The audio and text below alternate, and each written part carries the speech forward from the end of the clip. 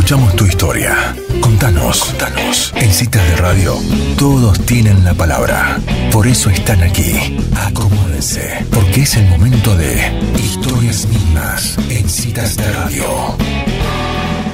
Muy bien, en esta historia mínima del día de hoy tenemos el honor de tener con nosotros en el estudio que se vino desde allá, desde Herrera Vegas, el señor Mario Camps, oriundo de Henderson, como se define él mismo, defensor y entusiasta de las costumbres. Muy buenas tardes, Mario, un placer para nosotras conversar con usted. Bueno, buenas tardes, y lo primero que corresponde es agradecer infinitamente que me tengan en cuenta para poder propagar algo de lo que uno hace, más allá que en nombre propio lo hacemos en nombre de todos aquellos que estamos en la diaria de la defensa de nuestras costumbres y de recuperar eso que tan difícil es en estos tiempos, que es la identidad y la idiosincrasia del hombre de campo, que ha sido siempre, que se instauró hace tanto tiempo en nuestra patria, que se va perdiendo un poco. Mario, y para empezar esta historia desde el principio, ¿usted nació en Henderson, me contaba? ¿Cómo fue su infancia? Sí, yo me defino como de la zona sureño. He nacido en Henderson, malcriado en Henderson, y sí, fui educado en un colegio del centro de la provincia, como el Colegio del Valle, donde ahí compartí unos muy buenos momentos de mi vida y compartí con amigos que tengo hoy actualmente en Pehuajó y en toda la región, porque nos convocábamos de toda la región. Así que un poco uno tiene contactos por todos lados gracias a esos Y contémosle a la gente, el sistema del Valle es un sistema de alternancia. ¿Cómo era esa En esa época, yo viví una época de reforma muy linda del colegio, porque se mezcló un poco la antigua costumbre y vivimos la reforma que se hizo, que era cuando estábamos todos con un sistema bastante riguroso, y ya la sociedad iba produciendo un cambio. A veces estos cambios llegan un poquito más tarde en las instituciones y demás, porque razones obvias las tienen que implementar y tienen que ir experimentándola. Y de haber tenido la primera época, el primer año por lo menos, de una vivencia muy estricta, después empezó a flexibilizarse, y fue muy lindo haber pasado ese periodo. Sí. Y esta escuela queda en el campo, ¿verdad? Es una escuela agrotécnica, que los campos fueron donados por doña Concepción Unzué de Casares. Cuenta con alrededor de 1.500 hectáreas, tal vez algunas más ahora, porque se fueron sumando algunas donaciones, y por ende, al estar toda la parte de edilicia y donde estaban el alumnado, donde se dictaban las clases en el medio del campo, la relación con el campo era permanente, y era muy interesante, como ahora todavía están las mismas materias, pero en ese tiempo yo creo que había mucho más personal abocado a los alumnos, y tampoco se salía los fines de semana, por lo tanto estábamos 2 meses, a veces más, sin ir a nuestras casas, lo que no quiere decir que era sin ver a la familia, claro, porque las familias nos visitaban, ¿no es cierto? Y era muy lindo recibir las familias, porque se turnaban familias de la zona, y cuando iba familiares de un compañero de la zona, salíamos todos a pasar el domingo con esa familia, y eso hacía que se afiance mucho más. Los adoptaban por ese día, digamos. Sí, exactamente. Era ¿Y la familia se quedaba en la escuela? ¿Había lugar para alojarlos? El tema es, en la escuela hay un parque muy grande, con una, vamos a decir, plantación, y un parque muy antiguo. Por lo tanto, en el parque siempre había fogones y lugares donde acampar. Claro. Si el tiempo se ponía feo, también había dependencias 1000, la parte de la mecánica con galpones inmensos, la parte en ganadería había también galpones inmensos. Entonces cada cual se iba ubicando en un rinconcito protegido, y era hermoso, porque la verdad era un día distinto, ¿no es cierto? ¿Cuántos alumnos había más o menos en aquel tiempo? En ese tiempo había 300 y algo de alumnos. Enorme cantidad. Sí, y todos estaban de pupilos permanentes y eran varones únicamente. Después se modificó y ahora también hay chicas que están... es mixto, ¿no es cierto? Sí. ¿Y a usted siempre le gustó el campo? Cuando terminó la escuela, ¿volvió a trabajar al campo? Yo soy hijo de una familia chacarera, chacareros de la zona, que me crié en el campo.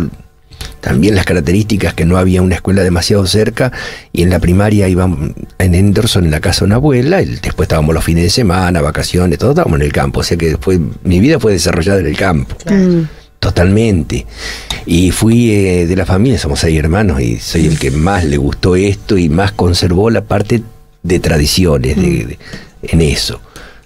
Bueno, pasé por varias etapas de hacer cosas relacionadas, como haber estado federado en un equipo de pato de Henderson durante 2 años, o sea que deporte, todo lo relacionábamos, ¿no es cierto? Era interesante, sí. Siempre con el caballo también, ¿no? El caballo es una de las pasiones y que hemos siempre conservado, criar, hacer la doma en casa. Bueno, les cuento algo que para graficar un poco más la cosa. Cuando yo me casé, lo hice vestido de gaucho. ¿No? Está muy bien. Con todo ¿Y la novia? La novia iba con un vestido acorde en ese momento, que bueno, ahora pasó a ser mi ex mujer, que está todo muy bien, pero bueno, es así. Pero la idea era de que conservar eso y compartirlo con tantos amigos. Vinieron grupos de amigos a acompañarme a caballo, salimos en una volanta de la iglesia, o sea que uno lo quiso transmitir en la máxima expresión a eso. Y desde el corazón a tener las costumbres arraigadas, sí. Me imagino la elegancia además, porque... Y en ese tiempo sí. En ese tiempo sí. Teníamos otra silueta, estábamos en otro estado, seguramente sí. Mario, y tengo entendido que a usted le gusta mucho leer. Sí, yo quisiera creer que leo algo, aunque respeto mucho a los lectores. La gente que lee, yo sé que lee muchísimo, comparado con lo que hago yo. De todas maneras, soy un autodidacta tal vez. Cuando estaba en el colegio había materias que no me gustaban mucho, o materias que yo veía que eran un tanto atrasadas en la temática, en la forma. Entonces, cuando no me gustaba lo que teníamos que leer para el estudio, me bajaba un libro de la biblioteca y me ponía a leer otra cosa. Así fue cuando, no sé, a los 17 años me leí, sin saber por qué, bajé de la biblioteca un libro y leí La Cruz Invertida de Marcos Aginis, por ejemplo. Y eso me hizo abrir la cabeza de que había otro tipo de lectura, que en ese tiempo, si alguien no se la indica, por decir... Y otra cosa que también me sucedía, que en literatura era una de las materias que nunca tuve problema, porque me encantaba. A mí me daban un párrafo de Benito Lynch y yo buscaba el libro para leer, no el párrafo, porque descubría, y así descubrí muchos autores. Y después, con el tiempo, me intrigó mucho saber también la historia de los escritores, porque nosotros tenemos a veces la imagen de un escritor por un libro que leímos, y esa imagen después se transforma cuando nos enteramos que ha escrito otras cosas. Con el tiempo me sucedió de haber sido admirador de algunos escritores, y después como se cae el ídolo en algún aspecto, no en la parte literaria donde me gustaban sus novelas, pero sí en la parte personal, cuando me entero de que habían tenido trasfondos diferentes, ¿no es cierto? Un caso típico, uno habla en abstracto y dice ¿de qué se refiere? Un caso típico es Hugo Guas, por ejemplo. Hugo Guas no es el nombre, Martínez creo que es el apellido real. Hugo Guas es un seudónimo. Que escribió maravillas, libros hermosos que nos daban en texto en los colegios. Los retiraron a todos los textos. Es más, hasta había proyectos de sacarle el nombre de Hugo Guas en la calle que hay en Buenos Aires, ¿no es cierto? Porque después cuando empecé a leer 666, cuando de él o o el libro Oro, Cal, que antisemita, toda esa faceta muy fuerte. Te dice uno, bueno, también hay una parte de los escritores que no coincide con lo que cuando leía Flor de Durazno, El Camino de las Llamas, todo ese tipo de cosas que eran preciosas, y después se caen a veces, ¿no? Sí. María, usted se definió como que era de la zona surera, ¿no? Para alguien que por ahí escucha el término y no sabe bien a qué se refiere, ¿cómo le explica a alguien lo que es el pago hernandiano, la zona surera? Lo que nosotros definimos como que somos netamente sureños, porque en lo que sería el folclore, tanto musical como costumbres, pero principalmente la música es lo que más lo define, el país tiene 5 regiones muy definidas, ¿no es cierto?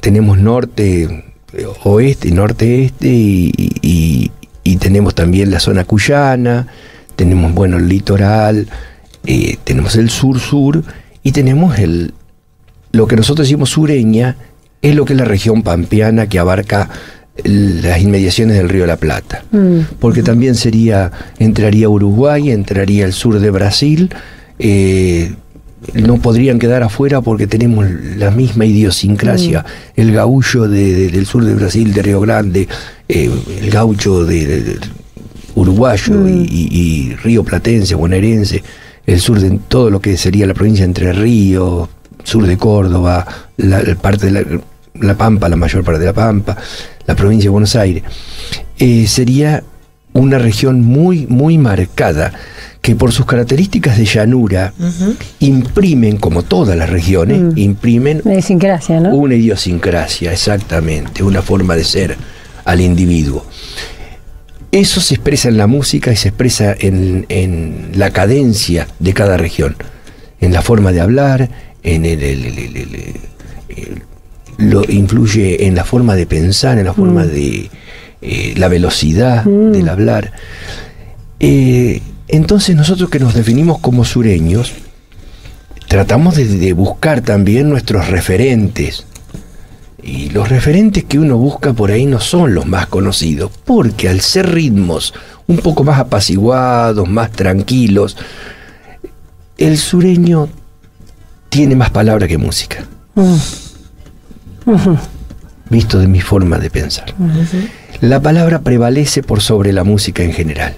La música es un acompañamiento. Generalmente, cuando quiere decir mucho un sureño, lo dice con un ritmo muy suave. Y fíjense que si nos vamos a mirar la parte sentimental, la parte amorosa del sureño, se expresa casi siempre en estilo. Tiene una cadencia, el estilo que viene del triste. El triste fue anterior, ritmo anterior.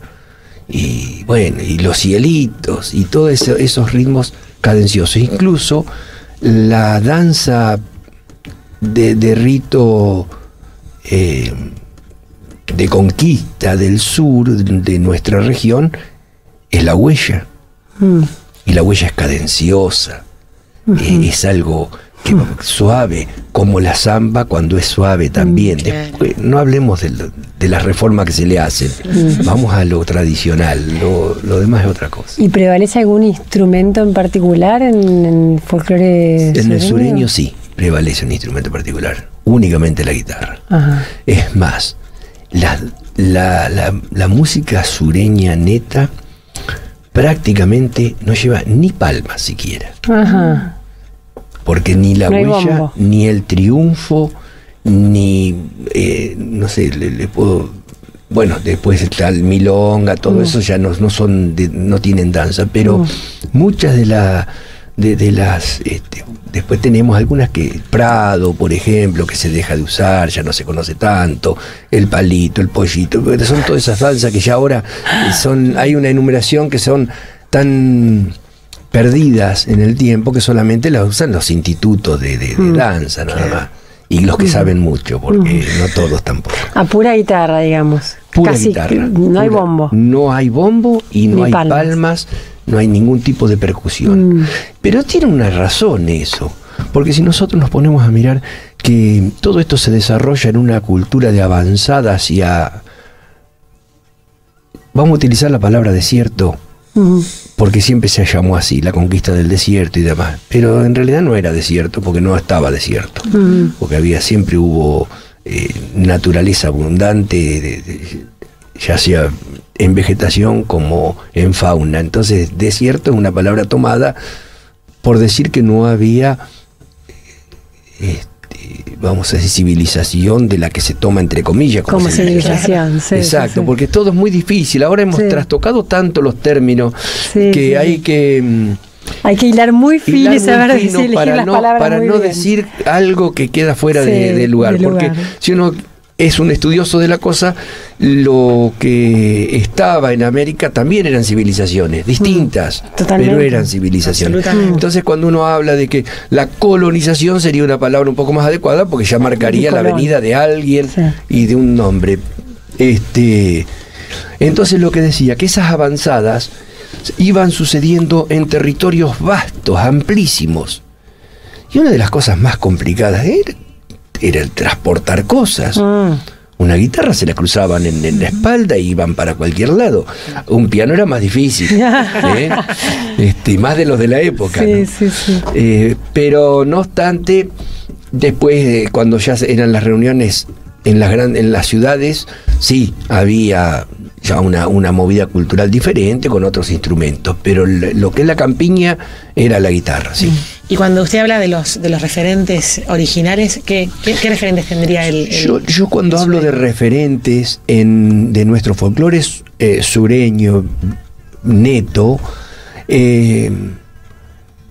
rescato lo que creo más destacado. Después hay otros que también lo hacen, pero yo destaco a un señor como Atilio Reynoso, Cacho, en este momento es uno de los referentes importantísimos. Omar Moreno Palacios, tiene un discípulo que es Facundo Picone, que hace unos meses lo tuvimos acá en Herrera Vegas, lo trajimos en la fiesta que hacemos anual nosotros ahí en Posta el Remanso, que es el lugar donde nos reunimos en casa, y los amigos le han puesto el nombre de Posta el Remanso. Y tiene el porqué, ¿no? La posta. Y como otro referente, don Alberto Merlo, que nos dejó todo una cantidad gigante de cosas, que el domingo pasado sus restos fueron depositados en el Museo José Hernández de Laguna de los Padres. Y bueno, no pude estar porque tenía otro compromiso ineludible, pero me hubiese gustado estar y tengo mucha relación con su familia, como la tuve con él. Entonces son cosas que a uno lo marcan, porque son la gente que realmente dejaron la huella, y no solo la huella, sino que la marca también, ¿cierto? Está bueno eso. Sí. Y Mario, y usted en su vida cotidiana, me imagino que hay mil detalles que usted, la manera que se viste, mismo como vino vestido acá y demás, en la cual usted tiene esa revalorización, ¿no? Tal cual. En la exigencia de mi trabajo me permite que yo pueda darme gustos, como el de andar con una pincha campechana, sin gala, sin ningún tipo de fineza, que es lo que se usa para cualquier trabajo cotidiano, como lo usé toda la vida en el trabajo. Yo trabajé mucho en campos, con tareas diferentes, pero siempre poniendo un poco de creatividad, porque me tocaba estar en ese lugar. Y siempre me gustó usar la ropa típica, porque me resultó cómoda y porque me identifica. Y lo que es mis días, sí, son simples, son días que mi trabajo es un trabajo tranquilo, tengo que esperar que venga el cliente a mi casa. Por suerte no tengo que andar en la calle todo el día para poder salir a trabajar. A veces sí, salgo un poco como para distraerme, entonces busco alguna actividad que me distraiga un poco. Y lo que sí, tenemos un grupo de amigos con el que compartimos y hacemos intercambio, que es lo que nos alimenta permanentemente. Permanentemente hoy, gracias a Dios, por los medios que hay de comunicación, que usándolos bien son extraordinarios. Tengo contacto con lo que es el mundo de la improvisación. Lo que es la poesía repentista, la versificación espontánea, es algo extraordinario, porque demuestra de una manera especial lo que mezcla cultura con sabiduría, con ancestros, porque todo viene enganchado. Cuando dice poesía repentista, se refiere, por ejemplo, al aro y alguien que hace un... Me refiero básicamente a lo que es la improvisación. La payada, por ejemplo, de los payadores. Pero cuando yo hablo de esto, ya lo paso a un nivel mucho más amplio. Porque yo estoy relacionado con la gente del repentismo, del mundo del repentismo, del habla hispana.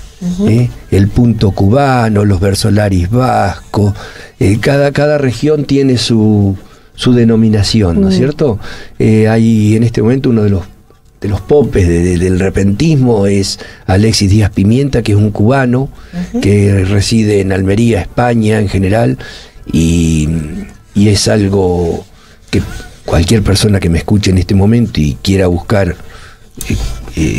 a Alexis Díaz Pimienta se va a enterar de qué se trata. Qué bárbaro, ¿y usted está relacionado a través de las redes sociales? Lo conozco personalmente a él, como conocí a varios improvisadores españoles también en algunos eventos que se hicieron acá el 9 de julio en algún momento, y como yo soy un entusiasta, me invitaban y tuve la oportunidad de encontrarlos. Y el repentismo, que incluso me gustó mucho la definición que le dio este improvisador cubano, él le llama la oralitura.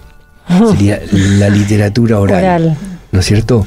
Y la importancia que le dan a eso, que por supuesto que es la primera... Oralitura, qué buena palabra. Sí, me encantó esa palabra, por eso la transmito, porque vale la pena escucharla. La oralitura es la literatura oral. Y el poder de la palabra es grandioso.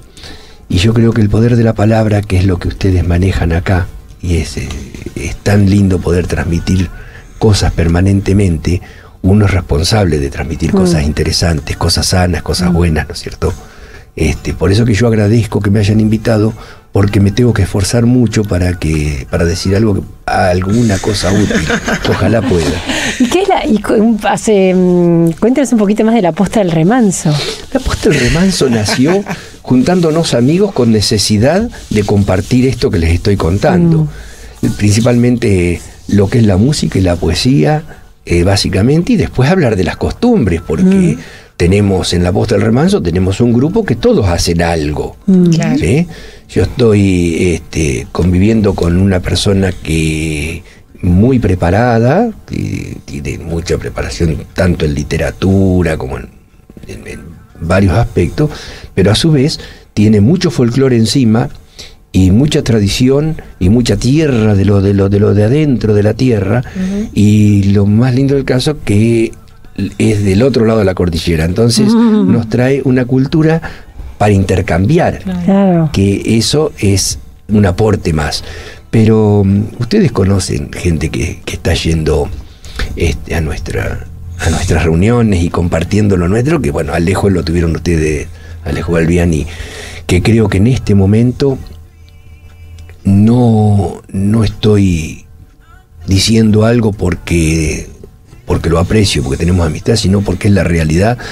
Es uno de los poetas que expresan nuestra literatura gauchesca de la manera más expresiva y más auténtica en este momento de lo que se conoce en el ambiente nuestro. Pareciera un poco exagerado porque lo tenemos muy cerca, pero dicho por gente que está más lejos y conoce mucho del tema, incluso cuando saque el libro Alejo Balbiani, la persona que le hace el prólogo es una persona muy conocedora de lo gauchesco y de la literatura y demás, y volvió a retomar esto y se animó a hacer el prólogo esa persona porque hacía mucho que no encontraba alguien que escriba como lo hace Alejo. Se había alejado del ambiente por no encontrar una motivación. Eso, y es de Mar del Plata esa persona, que también es un entusiasta conservador de las músicas antiguas. Tan es así que ha rescatado ritmos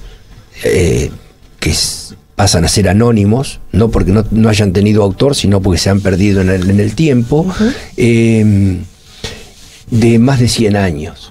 ¿Sí? Y los grabó Atilio Reynoso, que yo se los nombraba hace un momento. Sí. Qué bárbaro. Qué bien. Sí, Alejo nos había comentado del libro y quedamos Era nuestro homenaje, porque sí, pero incluso en el aire hablamos de traerlo al libro acá al aire, ¿no? Sí, seguramente. Y ustedes cuando vayan descubriendo la agilidad de esa poesía y la cadencia de la poesía de Alejo, la agilidad cuando la necesita y la cadencia cuando la necesita, y la precisión de la palabra. Eso es fundamental. Eso es fundamental. ¿Y usted, Mario, escribe? Garabatea. Bueno, que le tengo una última pregunta para hacerle, de una inquietud personal. Veo su bolilla, como está atada, y en el Grande de Azul que usted nombró y en algunos lugares del Uruguay se pone el pañuelo por adentro del cuello de la camisa. Sí. ¿Cuál es la diferencia y por qué una cosa y la otra? En realidad, nosotros los que nos definimos sureños acá, empezamos a ir copiando, como se hacen tantas cosas, de esta modalidad de atarlo por fuera de la camisa, que estaba arraigada en la primer línea de frontera, ¿no es cierto? Y si vamos a buscar la primera línea de frontera, el lugar más típico que es San Antonio de Areco, que se usa de esa manera. Es una manera de definirse un poco. Claro. Lo mismo que cuando uno sale más informalmente puede poner hasta una cosita de cuero, un sujetapañuelo diferente, que no está mal para un día común así. Pero si uno lo tiene que hacer en forma tradicional y expresar algo ya de data de más tiempo atrás, trata de hacerlo con un poquito más de cuidado, que el detalle esté marcado en eso.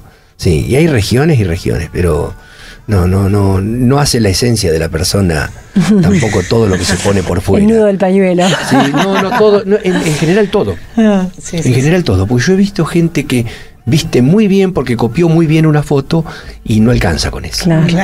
A eso me refiero. Hay que saberlo llevar. Sí. Bueno, Mario Camps, muchísimas gracias por conversar con nosotras estos minutos. Bueno, yo le agradecido, y si de algo sirvió, más agradecido todavía. Y hay que difundir esto, buenas costumbres, y transmitirlo a los que vienen por detrás también. Muchas gracias desde ya, muchísimas gracias. Escuchaste una nota con un criollo de nuestra tierra, el señor Mario Camps, defensor de nuestras costumbres tradicionales.